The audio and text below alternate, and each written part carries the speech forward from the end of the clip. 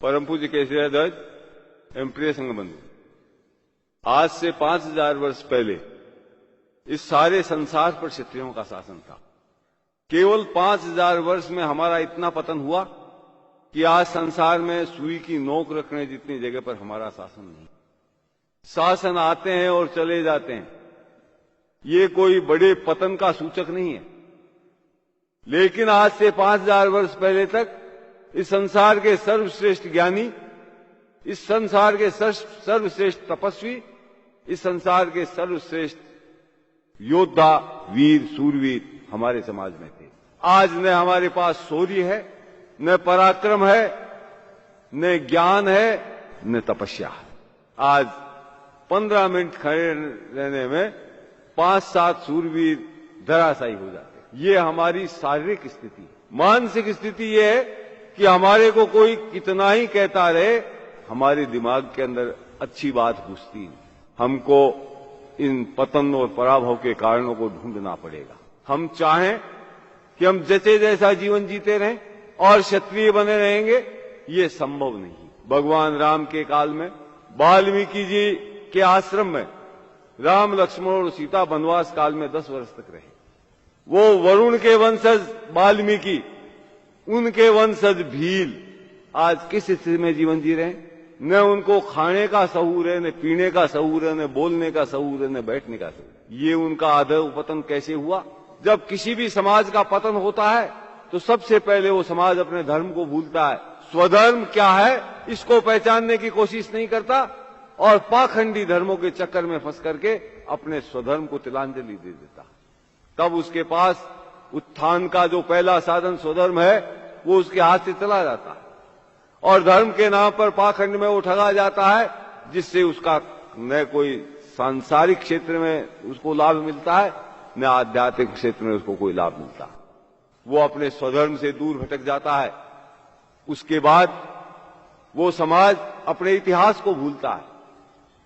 आज भीलों को हम वरुण की संतान हैं, हम वाल्मीकि की संतान हैं, इस बात का गर्व है। संसार के अंदर शायद ही कोई ऐसा समाज हो जिसके इतिहास में हमारे जितने महापुरुष पैदा हुए, और विभिन्न क्षेत्रों में ऐसा कोई क्षेत्र नहीं जिसके अंदर हमारा महापुरुष पैदा नहीं हुआ हो और जिसने संसार भर में अपनी ख्याति नहीं पैदा की। वो रजनीश कहता था 10,000 रोज 10,000 मनुष्यों को, सैनिकों को रोज युद्ध में मारने वाला भीष्म पितामह भी क्षत्रिय समाज में पैदा हुआ। और चींटी को भी मत मारो, ये अहिंसा का उपदेश करने वाला भी क्षत्रिय समाज में हुआ। चारों तरफ की ज्ञान की हमने पराकाष्ठाएं तोड़ दी, वीरता की हमने पराकाष्ठाएं तोड़ दी, तपस्या की हमने पराकाष्ठाएं तोड़ दी। संसार में आज तक विश्वामित्र से लंबी तपस्या करने वाला संसार में कोई तपस्वी हुआ नहीं।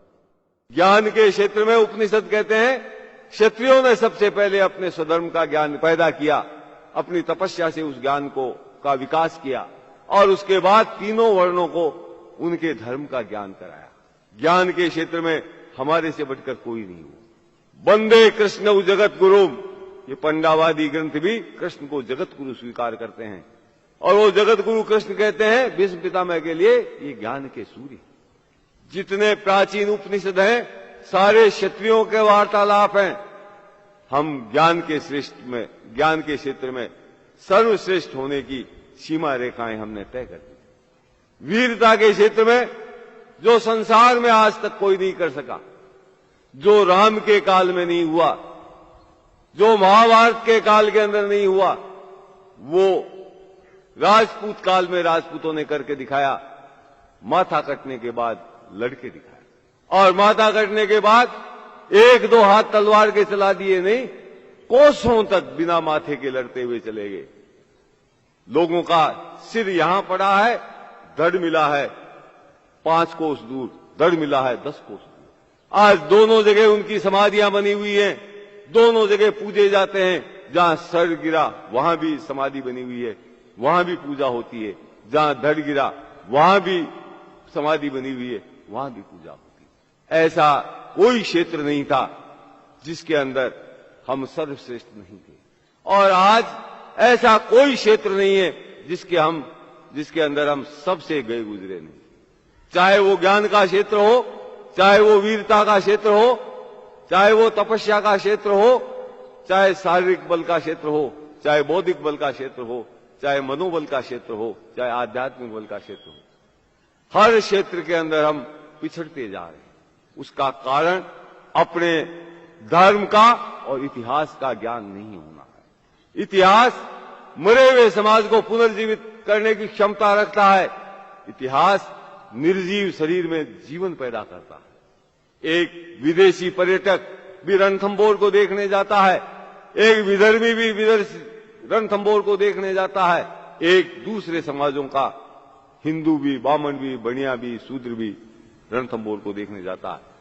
वहां क्या देखता है? कितने ऊंचे पहाड़ पर यह बना है, इसकी दीवारें कितने सुरक्षित हैं, इसमें महल कैसे बने हुए हैं, ये देख के लौट आएगा। और हम भी आज उन पर्यटकों की तरह रणथंभौर, चित्तौड़ आदि किलों को देख। उसका कारण क्या है? इतिहास के ज्ञान का अभाव। हमारे अंदर वो चिंगारी नहीं फूंक सकते जो चिंगारी रणथंभौर के अंदर विद्यमान। यदि हमको इतिहास का ज्ञान होता तो कोई भी राजपूत रणथंभौर के किले की सीढ़ियों पर चढ़ता, तब उसका कलेजा धक धक करने लग जाता। कहीं ऐसा नहीं हो अंदर जोहर हो रहा हो, मैं अंदर प्रवेश करूं, कहीं जोहर की जलती ज्वालाएं मेरे को नजर नहीं आए। कहीं ऐसा नहीं हो जीत कर भी दुश्मन के झंडों को आगे करके लौट रहा हमीर जोहर के निराशाजनक प्रदर्शन को देख करके अपने जीवन से निराश हो गया हो, वो कहीं अपना मस्तक काट करके शिव जी के ऊपर नहीं चढ़ा रहा। इस इतिहास का ज्ञान नहीं है तो हमारे लिए रणथंभौर एक पत्थरों की दीवारों से अधिक कुछ नहीं, एक पत्थरों का संग्रह मात्र है। आज हम अपने स्वधर्म को भूल रहे हैं, पराये धर्म को अपना धर्म समझ रहे हैं। कृष्ण भगवान ने गीता में कहा है, श्रेया नाम स्वधर्मो विगुण पर धर्मो भयाव। तेरे स्वधर्म का पालन करने में ही तेरा कल्याण है। दूसरा धर्म भय को देने वाला, दूसरा धर्म तेरे को कायर बना देगा, तेरे को पलायनवादी बना देगा।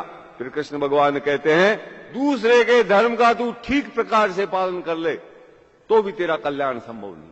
लेकिन अगर तेरे स्वधर्म का तू टूटा फूटा भी का पालन कर लेगा तो तेरा कल्याण होगा। आज उस स्वधर्म को जानने और सीखने की चेष्टा हमारे समाज में नहीं। हम परधर्म, इन ब्राह्मणों, बनियों और विदेशियों द्वारा फैलाए गए धार्मिक पाखंड को अपना धर्म समझ करके और अपने स्वधर्म से दूर हटते चले जा रहे हैं। जब तक अपने स्वधर्म को अपनाने की चेष्टा नहीं करेंगे, हमारे अंदर जीवनी शक्ति नहीं आ सकती। जब तक अपने इतिहास का ज्ञान नहीं करेंगे, हमारे अंदर प्राण शक्ति का विकास नहीं हो सकता। और पराभव का अंतिम सोपान है संस्कार, सांस्कृतिक पराभव। अपनी संस्कृति को भूल जाना।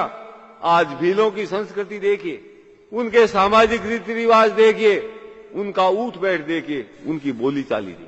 क्या वो किसी सभ्य समाज में गिने जा सकते हैं? क्या हम भी उसी रास्ते पर नहीं चल रहे हैं?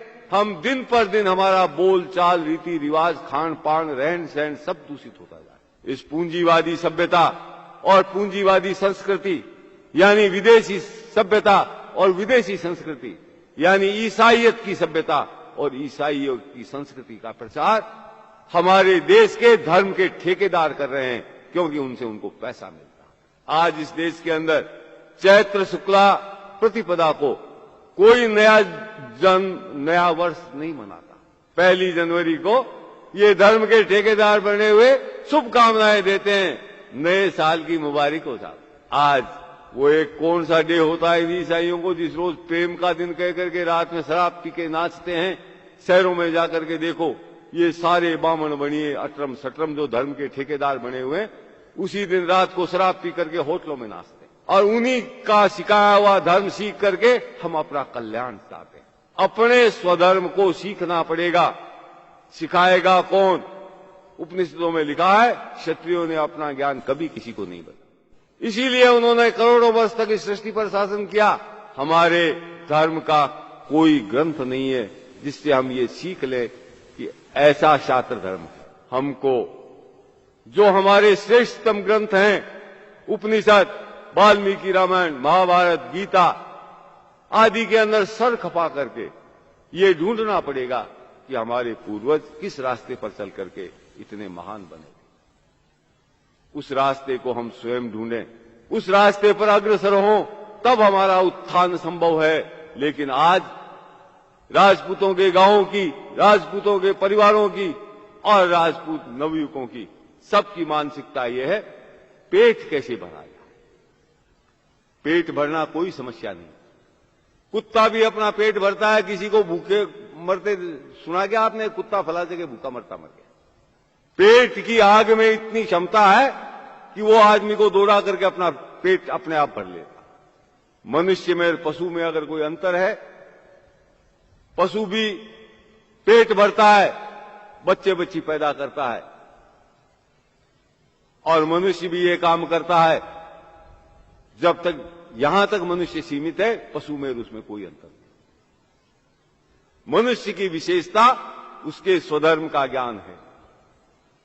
वो अपने स्वधर्म का ज्ञान अर्जित करके उसके रास्ते पर चलता है, सह उद्देश्य जीवन जीता है, अपने स्वधर्म का पालन करने के लिए जिंदा रहता है, तब वो मनुष्य है, तभी वो क्षत्रिय है।